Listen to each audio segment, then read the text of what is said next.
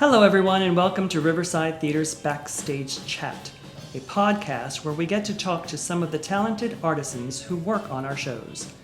Led by producing artistic director Alan D. Cornell and managing director John R. Moses, Riverside Theater is the only professional theater on Florida's Treasure Coast. Today, I'm surrounded by music legends, Carl Perkins, Jerry Lee Lewis, Johnny Cash, and Elvis Presley. Well, actually, they're performers who portray these icons. Chance Michael Wall as Carl, Sean McGibbon as Jerry Lee, Sky Seals as Johnny, and Alessandro Viviano as Elvis.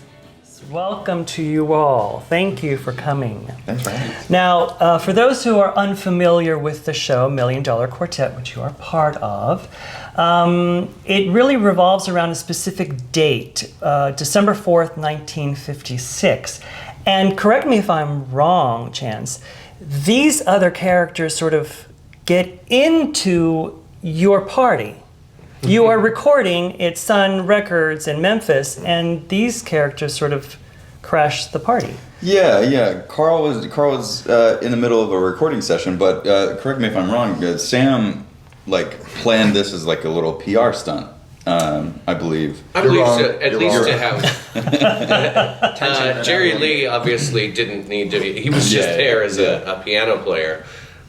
Session piano player. He hadn't even recorded his album yet, any singles. And then Elvis was in town, so he got hit. And the story is that Johnny Cash came by to pick up a paycheck and was there for the picture and left. But nobody really knows. But then, for our purposes, we all are together. We're all there. Yeah, we're all there, and then Sam just hits record, and the Sam we're talking about is Sam Phillips, who owns Sun Records in Memphis at this time, who had all of you under contract. At this time, though, Elvis, he sold your contract to RCA. He did. He might have been a brilliant musician and creator, being able to put things together, but he probably wasn't the best businessman, and so that's why he had to sell your contract to sort of raise funds to continue recording. Absolutely. It was almost like chopping off the hand to save the entire body, which was his dream, Sun Records, which allowed him to move on and continue to record Jerry as well as many other B.B. King and yeah. Roy Orbison. He was very ahead of his time because he liked the sound that was coming out of the African American community, and he wanted to incorporate that and make it more popular through the general audiences. So you technically, Carl Perkins, Chance, were the big star for his company at this point. I mean, Elvis was already gone. I don't know if Johnny at that point was still with Sun or if he was sort of moving to somewhere else. He was very much with Sun still, and had just had a huge hit with Walk the Line and his album, and Folsom. And so, but Carl Perkins was the first one to get a big hit and really put Sun on the map. And well, it is interesting that all four of you sort of became icons beyond what this specific date and time entails. He was, again, talking about Sam, he was smart enough to see the publicity angle in it, and he called a local newspaper, to come and take pictures and write an article on the fact that these four great musicians were together at one time. Also, the sound engineer thought it was an amazing jam session that was going on, and so that's what correct me if I'm wrong, Sam Phillips wasn't initially there, correct? He showed up because I remember hearing that the sound engineer was the one that went, this is great? Yeah.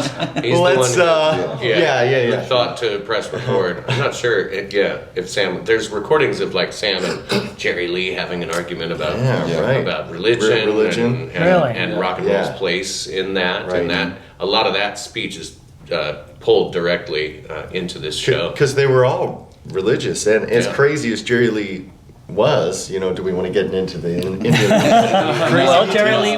That's why when you said we have Jerry Lee Lewis and Carl, but I'm like, nah, I don't do everything like Jerry Lee Lewis. Let's say that directly to camera. It was the sound engineer, and then I think he Cowboy Jack. Cowboy Jack, that's right.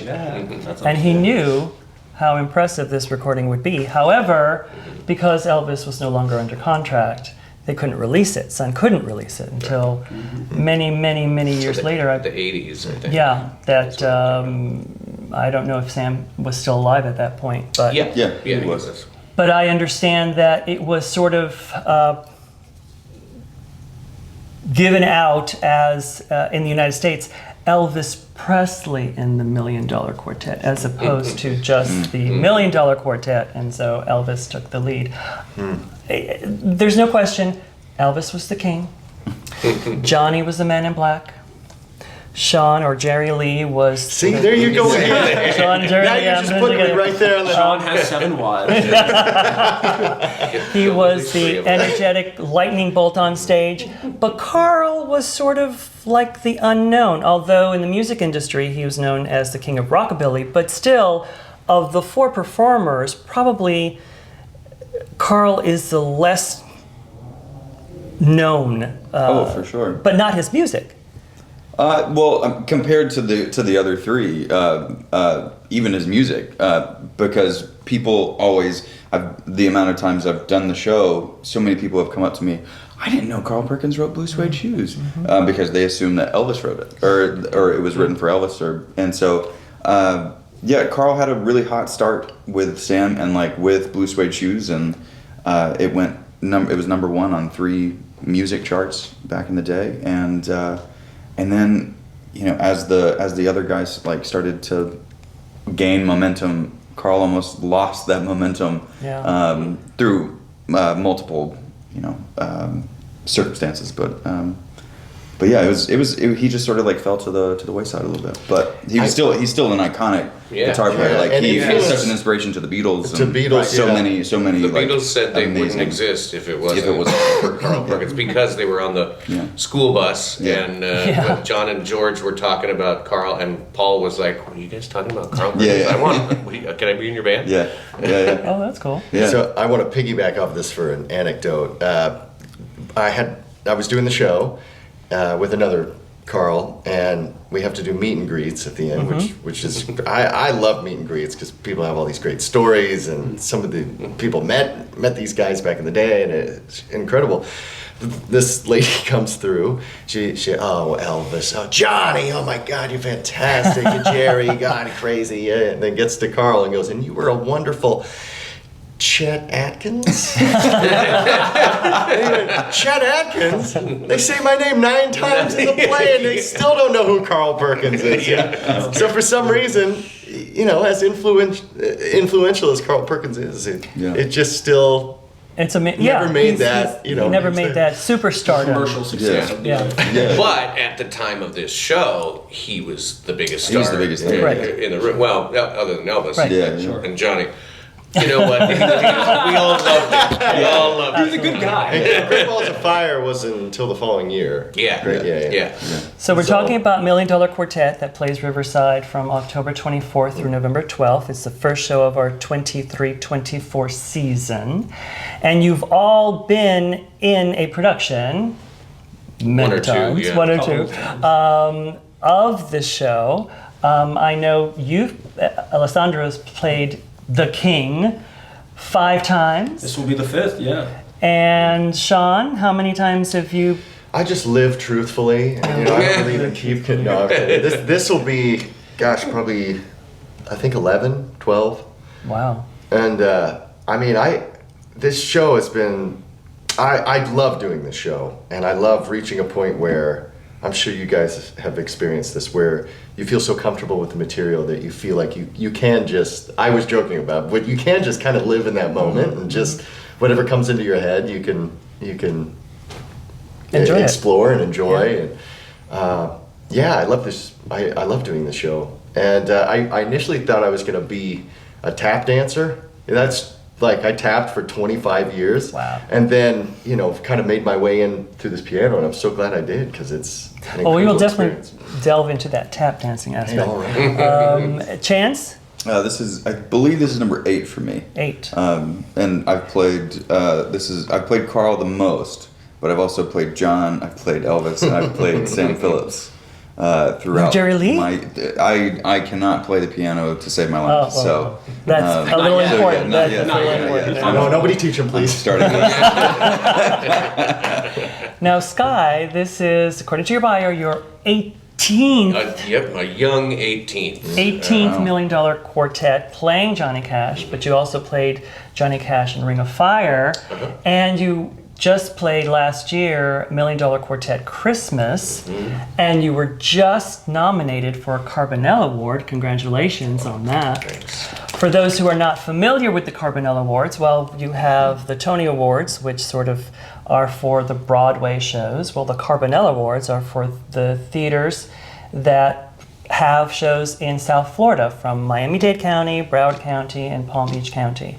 I won't It's get like into the Tonys of the Tonys. the Tonys of the Tonys, absolutely. And so a lot of theaters in those 3 counties, and congratulations. It's quite a coup to be nominated. We'll have our fingers crossed when the Thanks. time Yeah, comes. I think it's right after we close on the 13th, so we'll see if I make it there. I'll take my mom That's great. and let her watch me lose yet again. Now, I don't know if you guys know, well, I know you know that the Million Dollar Quartet had a very successful run on Broadway, and it was nominated for 3 Tony Awards. But did you know that it world premiered at the Seaside Music Theater in Daytona, just up the road from us? Oh, see, Yeah. everyone knows. They're buying it. Okay, well, maybe the audience didn't know. These guys knew all about that. So it's a story that's been around for a while, but while we don't know, possibly the writers took some liberties with the actual day and what happened. Oh, definitely. Well, for transpired. sure. Yeah. All the information spans about a year and a half ish. Yeah. Between 1956 to like 57, 58. It all is what Yeah. happened in their careers. Yeah. Yeah, Like- it's nothing is made up. I'm I not mean, going to it's- spoil anything, but part of Johnny's track doesn't happen till almost 10 years later. Yeah. So there is some truncating into a dramatic evening of theater, but not too much. As far as jukebox musicals go, the conceit is, I think, one of the strongest. It is just one night. It's these guys actually just It did playing happen. music. It did happen. And that kind of makes it more interesting. Makes it really exciting for us. We all get defensive in our own way. We're like, no, listen, this play is so good. about me. Okay, Tony Award liberties, nominated no liberties. book. But as a musical, you all get to play the songs that your characters make famous. What can the audiences hear? Alessandro?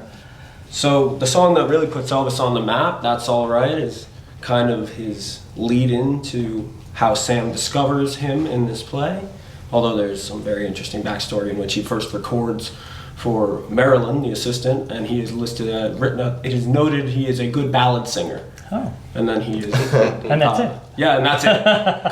Good ballad singer. Because initially he was imitating Dean Martin. Dean Martin. Oh, yeah, I that's see. what he thought is Interesting. And he was being put up against like Pat Boone, played side by side. Right. When you think of the country That's very side interesting. that he was gonna. I was not aware of that fact. Yeah, but Sam was so keen on finding someone to define the sound of the African American community for the white community that he decided to push this voice and this this recording technique called slapback that he made famous, and it all melded together and started rockabilly, which became rock and roll. Amazing. And didn't he originally go in to make a recording for his mom for her That's what he birthday? claims. That's what he claims. Multiple historians have said he chose some specifically wanting to be discovered. Sure. But Yeah. later in his Yeah. life, Elvis was like, "Yeah, I just happened to walk into Sun because I wanted to record my mom a birthday present." Yeah. There's so many of those Yeah. stories after the Yeah. fact. Yeah. People get to go back and How you know. amazing Just was small that? edits. Yeah. Now, Jerry Lee, Sean, what songs do you perform of his? So in the show, they do take some liberties as well, because Jerry Lee was a session pianist and came in and was playing on whatever he could in Whatever exchange Carl's was, for yeah. recording time, essentially. And some of his earliest, his real hit was "Great Balls of Fire," which still everybody rocks out to. The second you hear this, dun, dun, dun, dun, everybody gets going. But he'll do like "Wild Child," for example, which is one of my favorite tunes, because you get to really just exactly. You just get to attack the piano in that way, and he gets all the real energetic rock and roll up tempo tunes in the show, which are just a blast to go in and Chance, hit as hard as you can. what songs of Carl's do you perform? So there might be a little blue suede shoes in the show. Oh, you mean Elvis doesn't sing it? And we get to hear one of probably my favorite Carl song, "Matchbox," which was another hit for Carl back in the day. But it also, what I love about the show too is like we get to hear hits from the guys, but we get to hear other classics from Chuck Berry and Bo Diddley and a couple of other artists as well. That's great. Yeah, a big part of the Million Dollar Quartet recordings is them just playing gospel songs that they all knew and grew up with, and like turning, putting their rock and roll spin on those together, and that's kind of the magic of those recordings. Sure. And so we take a couple of those gospel tunes. And Sky, songs from Johnny Cash are? Yeah, I mean we do the Folsom, we do Walk the Line, 16 Tons, Ghost Riders in the Sky, and but they all perform on each other's. Once we're all in the room, and we've all kind of introduced ourselves and done flashbacks, then it's just jamming in the room, like to Chuck Berry tunes and sitting around the piano and harmonizing. That's my favorite song. Now, the ending of the show is the party aspect of it. It's where the audiences can really participate in a sense. I mean, they're going to be clapping, they're going to be standing, they're going to be dancing, who knows, in the aisles. Greg, your director, Greg Santos, was talking last time about the fact that he would see like an elderly couple come in to see the show, and then as the show progresses, they're hugging each other and they're remembering, and then near the end of the show, they're standing up and they're as lively as any 20-year-old on set. How does it feel as a performer? 20-year-old. Yeah. So one thing that I've always noticed is the older, if an audience can remember a time when they enjoyed that music, they know how to react and dance and have fun in a way that a younger generation just does not. I don't know if that's been your experience, but I saw an old lady in a walker barely make it to her seat, and by the end of the show, she had that walker up. Yes, that's what I'm talking about. We're performing miracles out here. That's amazing. Yeah. So everyone come and see a miracle happen at the Riverside Theater. That should be our tagline. That's our new marketing line. Miracles happen at Riverside Theater. Well, we've run out of time for this podcast, but I am asking you guys if you could stay for another podcast so we can delve more into your personal histories. Oh, talk about ourselves more? Yes, Absolutely. yes. Yeah. I think people would be very interested. So You say that now. I say that Pre-recorded. it will happen. Get your tap shoes. I want that tap solo. You're gonna want it. I want to thank everyone for listening until next time, when we'll talk a little more with Chance Wall, Sean McGibbon, Sky Seals, and Alessandro Viviano. This is Oscar Sales for Riverside Theater's Backstage Chat.